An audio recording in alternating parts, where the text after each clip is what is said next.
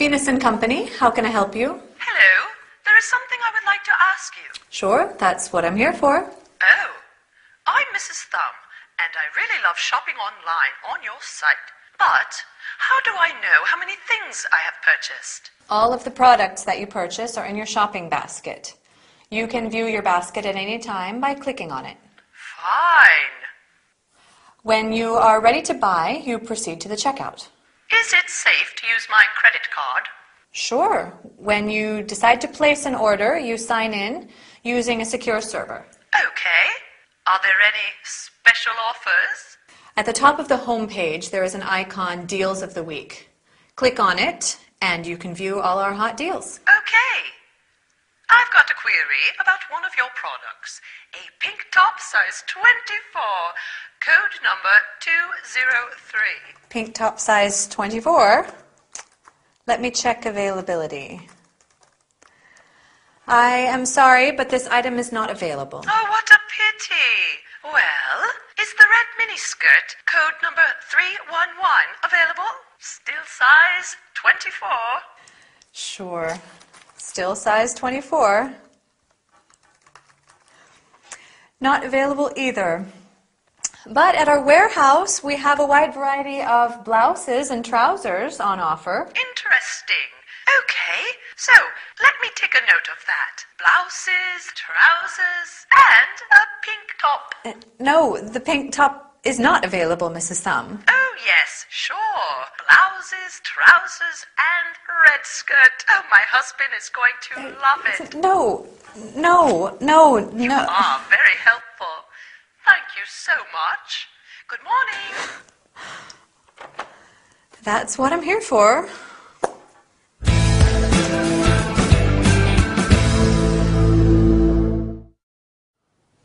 Hi, everybody. I'm sure that many of you are going to love this business session. We're going to talk about online shopping. Isn't it great? I love shopping online. Do you? In our scene, Mrs. Thumb visited a website that sells garments and calls the helpline for some additional information. Together with you, I would like to review the basic steps of an online shopping experience. Once you get to a website, you start browsing the products on sale. Browsing means to have a look at products. When you find a suitable item, that is, an individual article, you click on it to get more information. If you like the item, you add it to your online shopping basket. As Lucy says, you can view your shopping basket at any time, which means that you click on it to see all the products that you have selected. If you change your mind, you can remove an item. When you are ready to buy, you proceed to the checkout. The checkout is the place where you pay for the goods. To make a purchase, you have to register your personal details and a credit card number. Do you remember what Mrs. Thumb is worried about? She wants to know if it is safe to use her credit card. Lucy says that there is no risk because the website has a secure server. A secure server guarantees that others cannot intercept your ordering information. Mrs. Thumb is interested in special offers or hot deals. That means items that are sold at a reduced price. She is calling because she has got a query about one of their products. A query is a question, something you want to know about. Do you remember what the product is? Is it a skirt? A dress? Right, it's a top. A pink top, size 24. Well, in England, a size 24, a 22 in the US, is quite a big one. Lucy has to check availability, and unfortunately, the item is not available, which means that it cannot be obtained. Time to relax now. Our session is over. Bye for now, and see you soon. Interesting speech, wasn't it? Sure. While we are on the subject, I think the strategies proposed by Miranda are going to prove very effective. The report on our financial situation was very interesting, don't you think? Right. Speaking of interesting things, did you see your photo in yesterday's newspaper? You are kidding. What photo are you talking about? The photograph of you, jogging in the park. I can't believe it. Wait, I must have it here somewhere. Here it is. Good heavens, it's really me. What did I tell you? I look terrible in that old tracksuit, not to mention my sweaty red face. You always look great, you know. I'm not so sure about that. That reminds me of when I joined the triathlon club at the Serpentine. The triathlon club, wow. What was it like? I must confess I was not a great athlete. I see. It was then that I met my first girlfriend. Her name was Jackie, and she was so sweet. I met her before a competition.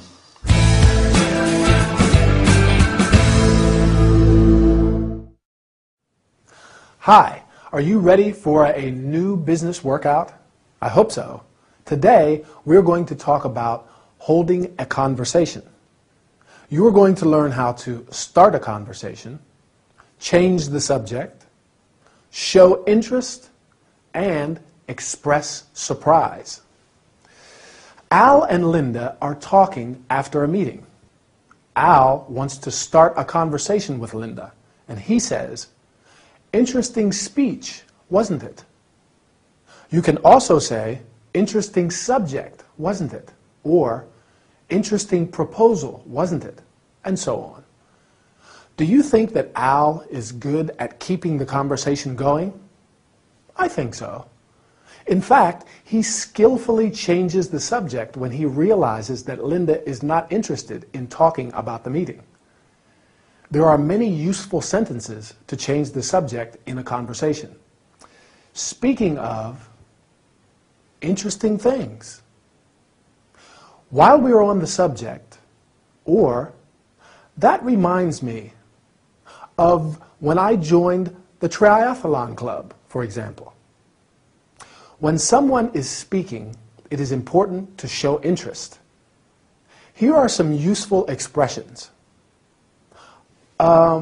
Sure. Right. I see. What was it like? That means, how was it? Can you tell me more about it? Can you remember what Al saw in the newspaper? Yes, a photo of Linda jogging in the park. When Linda sees the photo, she is very surprised.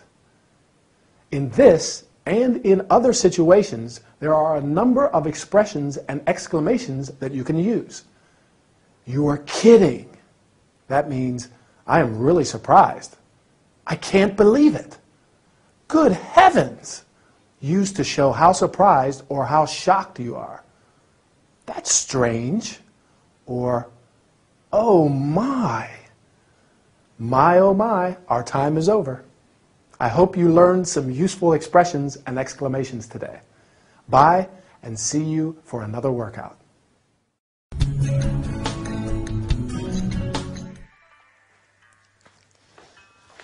This way, Mrs. Knight. Ready for a regenerating beauty treatment? Yes, I'm coming. Is something wrong? No. Yes, there's something very wrong. May I ask what the problem is? First, the towel you gave me is rough. The one you gave me last time was much softer. I am sorry to hear that. Plus, these bath slippers are very uncomfortable. I see. Lastly, this bathrobe is too small. You see? Is that all? No, it's not all. Every time I come here, I have to wait for ages. Mrs. Knight, if you want to avoid waiting, you'd simply have to make an appointment. You have our telephone number, don't you? Yes, I do. Instead of a pair of flip-flops that are not suited to your feet, ask for standard bath slippers. With a small additional payment, you can get cotton or linen towels that are much softer than these. Okay. And as for the bathrobe, you just have to tell us what your real size is. I've changed my mind. The bathrobe fits perfectly.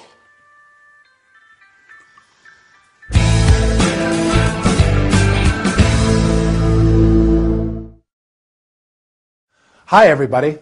Ready for a new health and body care session? Would you like to try an overall beauty treatment? Exactly like our faces, our bodies need care and treatment. Today, we are going to see some terms related to bathroom textiles and related accessories. Textiles is a general term that we use to describe any product that is made from a fabric or cloth. Mrs. Knight is not happy, and Chloe needs a lot of patience to deal with her. Do you remember what the first thing is Mrs. Knight complains about? The towel, right. A towel is a piece of absorbent cloth you use when you are wet.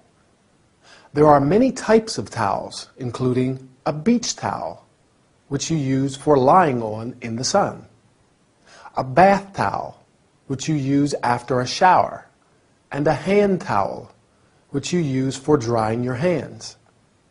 Mrs. Knight says that her bath slippers are very uncomfortable.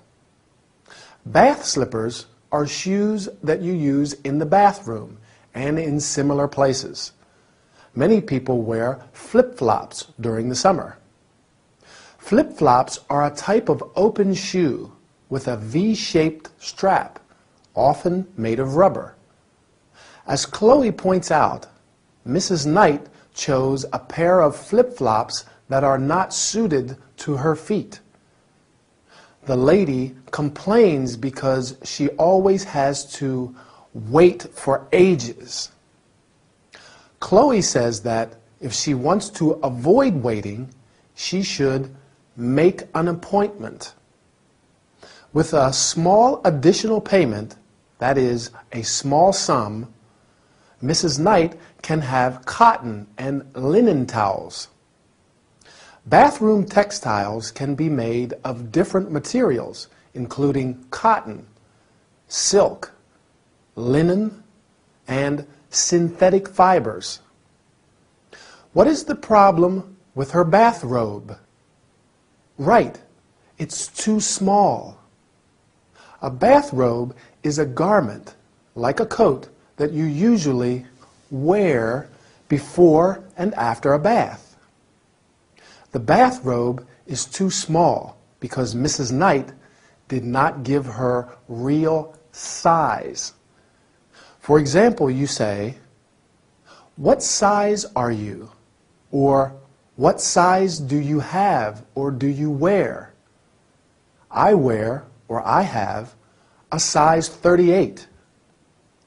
Anyway, our time is over. I hope you enjoyed this session. Bye for now. What seems to be the problem, John? I don't know how to say it. Do you like shopping? Shopping? Not much. I prefer staying at home watching TV. Lucky you. My problem is that I'm obsessed with shopping. I see. Whenever I feel alone or depressed, I go out and I cannot resist the urge to purchase something. Okay. My wardrobe is full of clothes I never wear. Some of them still have the price tag attached. Maybe we could exchange wardrobes. My friends say I'm crazy. Maybe they're right. My credit card is up to the limit. What can I do, Dr. Fraser? Ray? We can work this problem out. I hope so. There are many kinds of addictive behaviors. You could be defined as a shopaholic. A shopaholic? Yes. A shopaholic is one who suffers from compulsive shopping addiction. I understand. Let me give you a few suggestions. Okay. First, pay your purchases in cash. and leave your credit cards at home. I understand. And when you go out, make a shopping list and buy only what is on the list. Okay. And avoid discount warehouses. Ah, Finally, when you feel the urge to buy something, do some physical exercise instead. right. This is going to be hard at first, but I am certain that you'll feel better in no time. Oh, Ray, thank you so much.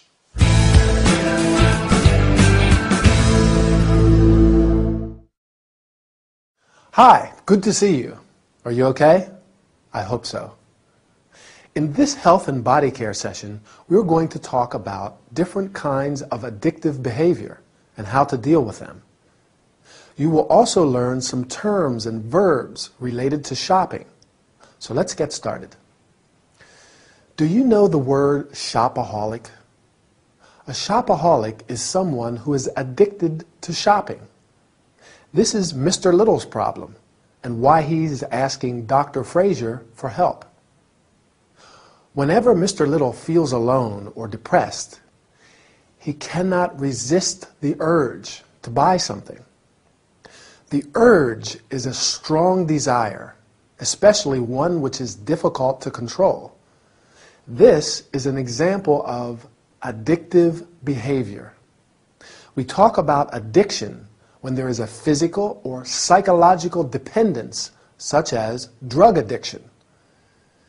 As we said, Mr. Little suffers from compulsive shopping addiction. I'm afraid I know a lot of people who suffer from the same addiction.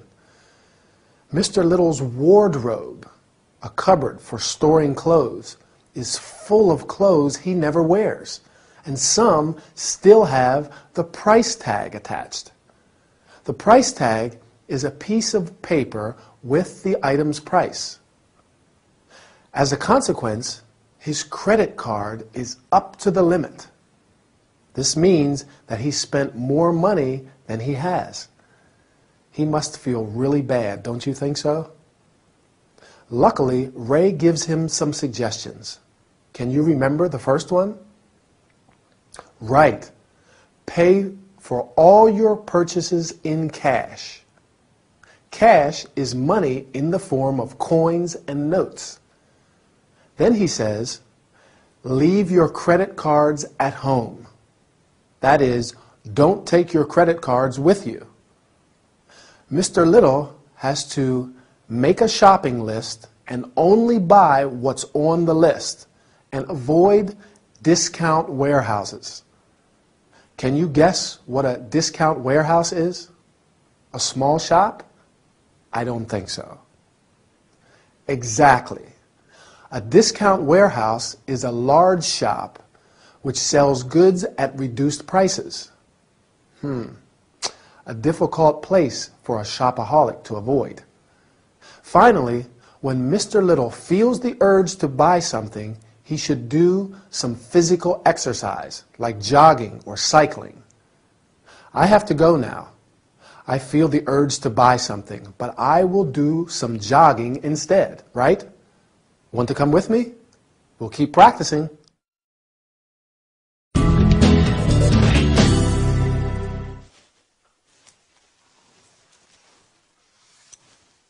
Have we got any red purses? No, we haven't. Black hats? Yes, 2 black hats. Okay. Black high-heeled shoes? Black high-heeled shoes.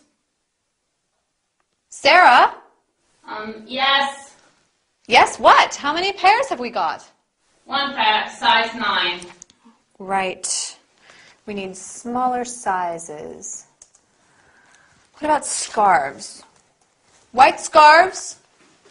Good afternoon. Good afternoon, madam. Can I help you? Oh, no, thank you, dear. I'm just looking for now. All right. Well, if you need anything, don't hesitate to ask.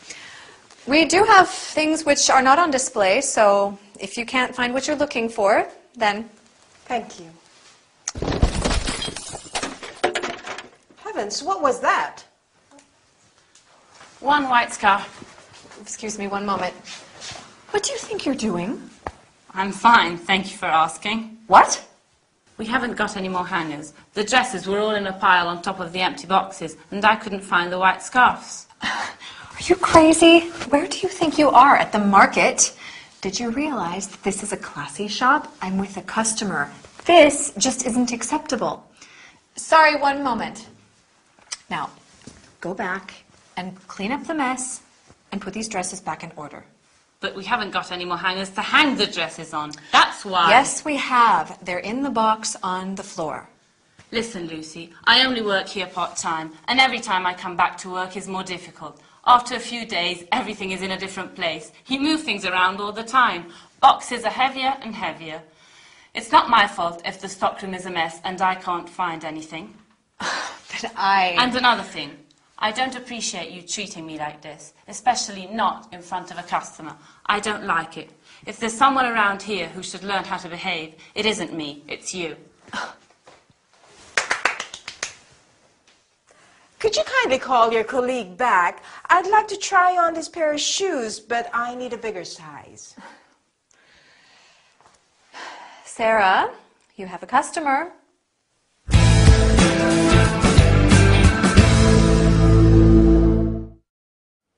Hi, ready for a training session? Great. Let's get started. First, we'll go over some useful phrases to use in a shop, whether you're a shop assistant like Lucy or a customer. Then we can go over some items of clothing and other things we find in clothes shops. So, let's say you're a shop assistant and a customer walks in. You can greet them and say, "Can I help you?" Often people just want to look around first and see if anything interests them. In that case, they say, "I'm just looking, thanks."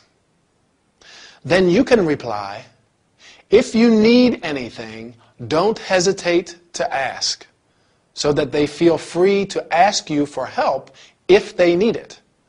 Because sometimes there are things that aren't on display in the shop, but they could be in the stockroom. Now, before the customer walks into the shop, Lucy and Sarah are taking the inventory. And Sarah has trouble finding things in the stockroom because she only works part-time. That means she isn't there every day. And Lucy, who works full-time, moves things around, so they're always in a different place. Can you remember some items of clothing and accessories they mention as they take the inventory? Purse, where ladies keep their money. Hat. Scarf.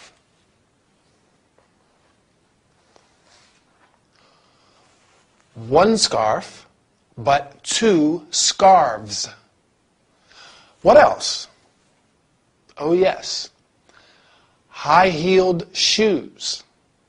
There are women's shoes that have a high heel, often just called high heels.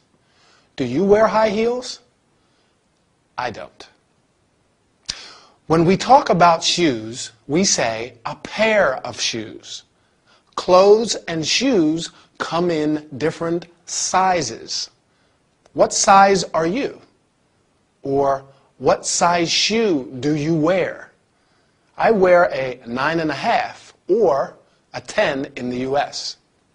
Now Sarah has a little accident in the stockroom because a pile of dresses falls on her. What does she need to put the dresses in order? Hangers. They're the things we use to hang clothes. Right. That's all we have got time for today. See you soon for our next training session. Bye.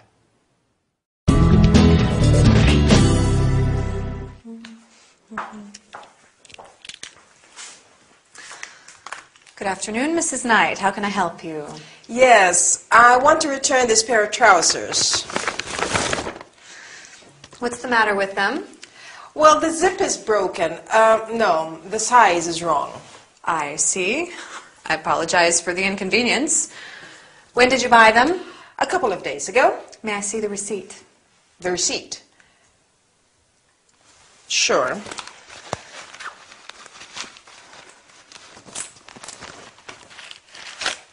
Here you are.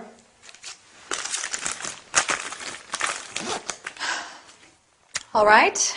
Do you want to exchange them with another item, or would you prefer a credit note? I would prefer a refund if possible. I'm sorry, but that's not possible. Well then, let me think.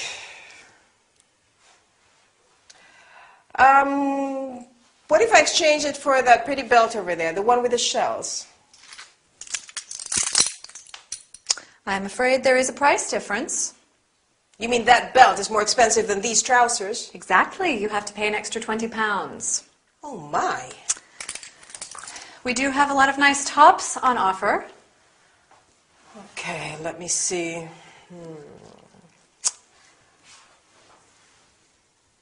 Maybe I can try this black top. Where's your changing room? It's over there.